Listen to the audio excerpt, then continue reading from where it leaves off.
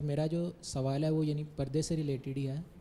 ہم جس معاشرے میں رہتے ہیں اس میں پردے کی اہمیت کو اتنی زیادہ امپورٹنس نہیں دی جاتی، جبکہ نبی پاک صلی اللہ علیہ وسلم کی ایک حدیث کا مفہوم ہے کہ جب ایک عورت ننگے سر گھر سے باہر نکلے اور ایک نامحرم کی نظر اس کے بال پر پڑتی ہے، ایک بال پر، تو وہ اپنے ساتھ عورت 3 لوگوں کو جہنم میں لے کر جائے گی، جس میں ایک ان کا باپ، ایک اس کا شوہر اور ایک اس کا بھائی. تو میرا جو کوشچن یہ ہے کہ یعنی بینگ اے بردر یا فادر یا ہسبینڈ، ایک میل کا کیا رول ہو سکتا ہے پردے کی اہمیت کو واضح کرنے کے لیے اور اس کی امپلیمنٹیشن؟ رسالت مآب صلی اللہ علیہ وسلم کی طرف کسی بات کی نسبت کے لیے بہت تحقیق کرنی چاہیے. پہلے میں نے اپنی پوری زندگی انہی علوم کے مطالعے میں بسر کی ہے. یہ عام طور پر وائز لوگ جو باتیں بیان کرتے ہیں اس میں یہ بات بیان کر دی جاتی ہے، اور کسی نے اپنی خواہشات کو روایت کی شکل دے دی ہے. رسالت مآب صلی اللہ علیہ وسلم نے ایسی کوئی بات نہیں فرمائی، بلکہ اس کے بالکل برعکس چیزیں آپ کو روایات کے اندر مل جاتی ہیں. تو جب بھی آپ اللہ تعالیٰ کے دین کے بارے میں جانیں، قرآن مجید کے بارے میں جانیں، تو مستند ترین چیز کو ہمیشہ موضوع بنانا چاہیے. رہ گئی یہ بات کہ میں نے جیسے کہ عرض کیا کہ پردہ اور حجاب یہ تو ہماری تعبیرات ہیں، یہ الفاظ قرآن میں استعمال نہیں ہوئے.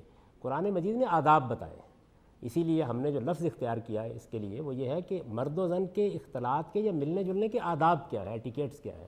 تو آداب وہ چیز ہوتی ہے کہ جس کی تربیت کی جاتی ہے، جس کی تعلیم دی جاتی ہے، جس کے لیے آمادہ کیا جاتا ہے. آپ اگر گھر کے شوہر ہیں یا آپ گھر کے باپ ہیں تو آپ کا کام بھی یہ ہے کہ آپ ایجوکیٹ کریں. اس کی وجہ یہ ہے کہ آداب ایسی چیز ہوتی ہے کہ اگر یہ دل میں اتریں، یہ تہذیب بنے، یہ آپ کی ثقافت بنے اور اس کا صحیح شعور ہو، تو اس کے بعد ہی آدمی ان کی پیروی کرتا ہے. البتہ وہ چیزیں کہ جن چیزوں کا تعلق حرام اور حلال سے ہے اور اس طرح کے معاملات ہیں، ان کے بارے میں تنبیہ بھی کرنی چاہیے، توجہ بھی دلانی چاہیے، اور توجہ دلانے کا انداز بھی حکیمانہ ہونا چاہیے. ہمیں یہ تعلیم دی گئی ہے کہ ہم اپنی بات بہت سلیقے اور تہذیب کے ساتھ کہیں. جو بچے ابھی نابالغ ہیں ان کو تو آپ کچھ ان کے کان گرم کر کے بھی کوئی بات کہہ سکتے ہیں، لیکن بالغ افراد کے ساتھ ہمارا مکالمہ ہی ہوگا. ہم دلیل دیں گے، ہم اپنی بات کہیں گے. جیسے کہ میں نے اس سے پہلے ایک سوال کے جواب میں عرض کیا، ہمیں یہ سیکھنا چاہیے کہ ہمارے ہاتھ میں عصا نہیں ہونا چاہیے، ہمارے پاس استدلال کی طاقت ہونی چاہیے، آرگومنٹ کی طاقت ہونی چاہیے. تو آپ اپنے گھر کی تربیت کریں، اپنے گھر والوں کو بتائیں، اور امید کریں کہ ایک صحیح بات، معقول بات جب ان پر واضح ہوگی تو اس کو اختیار کریں گے. لیکن پہلے یہ ضرور جان لیجئے کہ اس طرح کی سنی سنائی باتوں کی بنیاد پر دین نہ بیان کیا جائے، بلکہ مستند چیزیں ان کے سامنے رکھی جائیں. اچھا جاوید صاحب، یہ آپ نے فرمایا تھا ابھی تھوڑی دیر پہلے کہ ازواج مطہرات کے لیے جو ہے وہ احکام ڈیفرنٹ دیے گئے، لیکن ہم دیکھتے ہیں کہ ایک خاتون جو ہے وہ نبی صلی اللہ علیہ وسلم کی خدمت میں حاضر ہوئیں. ان کا بیٹا جو ہے وہ جنگ میں شہید ہو گیا تھا اور انہوں نے چہرے پر پردہ کیا ہوا تھا. کچھ عورتوں نے اس پر استفسار کیا تو انہوں نے فرمایا کہ میں نے اپنا بیٹا کھویا ہے، میں نے حیا تو نہیں کھوئی ہے. تو وہ تو ازواج مطہرات میں سے نہیں تھیں، وہ ایک عام مومن خاتون تھیں، انہوں نے بھی چہرے کو چھپایا ہوا تھا. اس کو کیسے دیکھیں گے؟ جی ہاں، ایسی خواتین بھی تھیں کہ جو نقاب کی روایت کی حامل تھیں، اس لیے کہ عرب میں بھی مختلف نقطہ نظر تھے. ایسی بھی تھیں کہ جو نقاب نہیں کرتی تھیں. تو اللہ تعالیٰ کے قانون کا یہ طریقہ نہیں ہے جس طرح کہ میں نے ابھی عرض کیا کہ آپ کسی شخص کا نقاب اتروانے کے لیے یا کسی خاتون کے لیے کوئی احتجاج فرما رہے ہیں.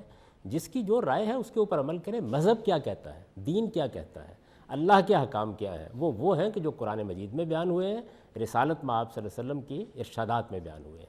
ان ارشادات میں سے جو چیزیں بھی ہم تک پہنچی ہیں ان کی تحقیق کر کے صحیح ترین بات کو آپ کی نسبت سے بیان کرنا چاہیے. تو عرب میں ہر طرح کی خواتین تھیں.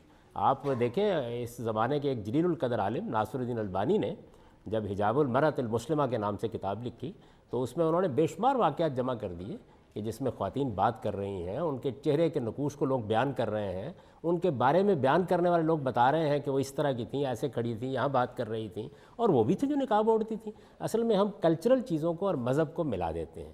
وہ کلچر آج بھی موجود ہے، ہمارے ہاں بھی موجود ہے. میں نے ابھی آپ کو عرض کیا کہ آج سے 50-100 سال پہلے ہماری اشرافیہ کی تہذیب وہ تھی جس کا ایک نقشہ میں نے آپ کے سامنے کھینچا ہے، آپ پڑھ لیجئے اس کو. یعنی یہ جو کلچرل چیزیں یہ کیسے تبدیل ہوتی ہیں. آپ دیکھیے ڈپٹی نذیر احمد نے اپنے ناول میں بیان کیا ہے کہ ایک نوجوان نے کسی کی مدد کرنے کے لیے اپنی ٹوپی بیچ دی، ٹوپی اتاری اور بیچ دی. اچھا کام کیا، لیکن اب اس کو مسئلہ کیا درپیش ہے، وہ یہ ہے کہ گھر میں ننگے سر جایا نہیں جا سکتا. یعنی اس زمانے کی تہذیب میں یہ بڑی بدتمیزی سمجھی جاتی تھی. تو وہ بہت پریشان ہے کہ میں اب اپنے گھر کیسے جاؤں گا. آج کے زمانے میں یہ چیز ختم ہو گئی. آپ اطمینان کے ساتھ جاتے ہیں، ابا میاں سے بھی ملتے ہیں، گھر والوں سے بھی ملتے ہیں. تو کلچرل چیزیں بالکل اور ہوتی ہیں، اور مذہبی احکام ابدی ہوتے ہیں. کلچر، ثقافت، تہذیب، روایات یہ تبدیل ہوتی رہتی ہیں، ان میں تغیرات آتے رہتے ہیں.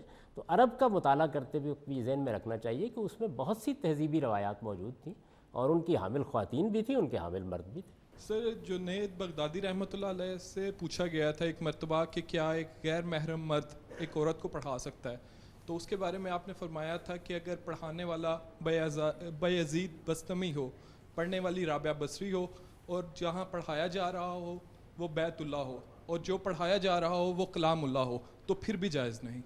اس روایت کے بارے میں آپ پلیز کچھ روشنی ڈالیں۔ یہ جنید بغدادی اشخاص میں سے ایک شخص تھے، بزرگوں میں سے ایک بزرگ تھے، صوفی بزرگوں میں ان کا ایک بڑا مرتبہ ہے، لیکن مذہب تو ہم سمجھیں گے اللہ کی کتاب سے، اللہ کے پیغمبر سے۔ تو اللہ کے پیغمبر نے عورتوں کو تعلیم دی ہے، ان کے بعد صحابہ کرام کے زمانے میں تعلیم کا سلسلہ جاری رہا ہے، اس وقت بھی مسلمان امت کے اندر تعلیم دی جا رہی ہے۔ تو آپ یہ جو شرائط بیان کر رہے ہیں، ان کے بعد پہلا کام تو یہ کرنا چاہیے کہ سب تعلیم گاہیں بند کر دی جائیں، ان کے اندر تعلیم تربیت کا سلسلہ بند کر دیا جائے۔ مجھے بعض اوقات بڑی حیرت ہوتی ہے، بعض لوگ بیان کرتے ہیں کہ دیکھیے جی بات یہ ہے کہ ہم تو صرف خاتون کسی سے علاج کرائیں گے، ڈاکٹر خاتون ہونی چاہیے، اور وہ ڈاکٹر بنے گی کیسے؟ کیونکہ پڑھانے کے لیے کلام اللہ چاہیے۔ تو ہم ان تضادات میں جیتے ہیں، اس کی کوئی حقیقت نہیں ہے۔ ہمیں اپنے دین کو اللہ کی کتاب سے، اللہ کے پیغمبر سے سمجھنا چاہیے۔ اچھا جاوید صاحب، کچھ پریکٹیکل نوعیت کے کوشچنز ہیں جو ای میلز پر بھی ہمارے ابھی پاس تک آتے سب ہیں۔ ہم غیر عملی سوالات پہ گفتگو کر رہے ہیں۔ یعنی یہ تھیوریٹیکل تو ہے ہی، پریکٹیکل جو اس وقت سچویشن ہے اس سے متعلق کہ جیسے آپ نے فرمایا کہ جس کی جو رائے ہے اس کی رسپیکٹ کرنی چاہیے۔ اگر کوئی خاتون جو ہے وہ نقاب چہرے کا کرتی ہیں تو وہ بھی رسپیکٹ ہونی چاہیے اس کی۔ ہم یہ دیکھتے ہیں کہ کچھ ممالک ہیں جہاں پر اسکارف پر اسپیشلی چہرے کے پردے پر پابندی لگا دی گئی ہے۔ جب وہاں پہ پابندی عائد کر دی جائے گی تو پہلی بات تو یہ کہ کیا یہ شخصی آزادی پر قدغن لگائی گئی ہے، نمبر 1، اینڈ نمبر 2، ایسی صورتحال میں اگر ایک خاتون یہ سمجھتی ہے کہ میرے لیے چہرے کا پردہ لازمی ہے تو پھر اسے کیا کرنا چاہیے؟ دیکھیے آپ یہ جانتے ہیں کہ جو میں اپنا نقطہ نظر بیان کر رہا ہوں برسوں سے بیان کر رہا ہوں، میں نے اس کو لکھا بھی ہے، بیان بھی کیا ہے، 10 موقعوں پر اس کی وضاحت کی ہے۔ اس سب کچھ کے باوجود میں یہ سمجھتا ہوں کہ یہ پابندی لگانے کا کسی کو حق نہیں۔ اس کی وجہ یہ ہے کہ جس کی جو رائے ہے، جو نقطہ نظر ہے، ہمیں اس کے ساتھ زندگی بسر کرنی ہے، اس کو اپنی آراء کا پابند نہیں کرنا۔ شخصی آزادی ہر حال میں قائم رہنی چاہیے۔ آزادی بجائے خود ایک بڑی غیر معمولی قدر ہے۔ آج میں اپنی رائے کے مطابق کسی پر کوئی قدغن لگاؤں گا، کل دوسرا اپنی رائے کو سامنے رکھ کر مجھ پر قدغن لگائے گا۔ تو اس لیے یہ ضروری ہے۔ میں تو آپ جانتے ہیں کہ ہمیشہ ترکی میں جو احکام دیے گئے، فرانس میں جو معاملات ہوئے، ان سے اختلاف کرتا رہا ہوں، اور ہمیشہ یہ کہتا رہا ہوں کہ وہی رویہ اختیار کرنا چاہیے جو بعض مغربی ممالک میں بھی اختیار کیا گیا ہے کہ اس کا احترام کیا جائے گا۔ یعنی مختلف تہذیبیں ہیں، مختلف کلچر ہیں، ہر ایک کی اپنی روایات ہیں۔ آپ جانتے ہیں کہ مثال کے طور پر ہمارے بر صغیر میں ایک مذہب پیدا ہوا، اور چند سو سال پہلے پیدا ہوا، جس کو سکھ ازم کہتے ہیں۔ ان لوگوں کے کچھ اپنے آداب ہیں جن کے تحت وہ بال رکھتے ہیں، اسی طرح کرپان رکھتے ہیں، اسی طرح اور بعض ان کی علامتیں ہیں۔ تو کیا ہم پابندی لگا دیں گے اس کے اوپر؟ ایسا نہیں کرنا چاہیے۔ آپ یہ دیکھیے کہ یہاں پہ انگریزوں کی حکومت تھی تو فوج میں بھرتی کرتے وقت بھی اس پر پابندی نہیں لگائی گئی۔ شخصی آزادیوں کا ہر حال میں احترام ہونا چاہیے، ہمیں راستے نکالنے چاہیے۔